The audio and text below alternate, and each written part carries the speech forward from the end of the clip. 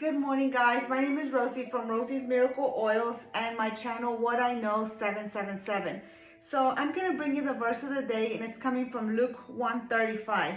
And it's going to be very encouraging, I believe. It was to me. And it says, "Then the angel replied to her, 'The Holy Spirit will come upon you, and the power of the Most High will overshadow you. Like a cloud,' it says. 'For that reason, the holy, pure, sinless child shall be called the Son of God.'" The key word here is the power of the Holy Spirit will come upon you and it will overshadow you. Why do I say that that's the key word, guys? Because it just didn't happen to Mary. It happened to many, many people, and it's still happening today. And that's how people's lives get immediately and immensely transformed. So, it's talking about that Mary was to conceive a baby, right? And she was like, "But how? I'm a virgin." She goes, "Well," and then the angel told her, "Well, the power of the Holy Spirit is going to come upon you and it's going to overshadow you." So that's Mary. Mary had relatives. She had Zechariah and Elizabeth, and they were old. And the angel of the Lord came upon Zechariah and said, "The Holy Spirit will come upon your wife and you're going to conceive a baby." And he was like, "But how? She's old and I'm like super old."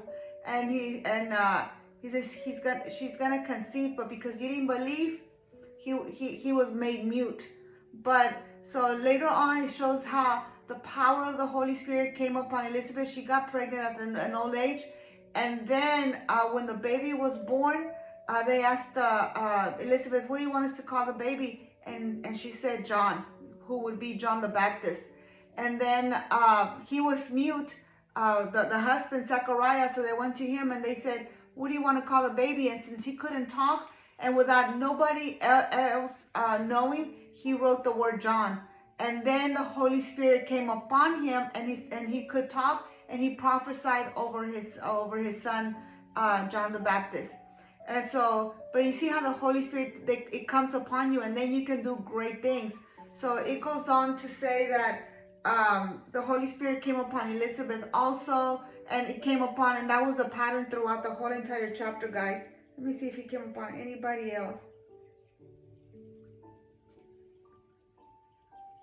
So yes, it's talking about how the Holy Spirit can come upon us, and it always comes at an appointed time. So don't despair, guys. If you have people out there, not that we're perfect or anything like that, but do you know that they're prodigals? You know that they're lost. Just keep on praying for them, because the Holy Spirit can suddenly and immensely come upon them, like the pattern that I saw from the verse of the day. Even the Holy Spirit came to Jesus. A dove came down, the heavens opened up, and it came upon him. And then he started to perform all the miracles and all the wonders that we still see today. So don't despair. The power of the Holy Spirit can work its wonders in a minute, and it will come upon whomever it chooses. And when it does, then those people, these persons, ourselves, we're going to be able to have the power, and then we can prophesy in his name for his glory, and receive messages and what have you, and whatever else the Holy Spirit wants us to experience. Bye, guys. Have a great day.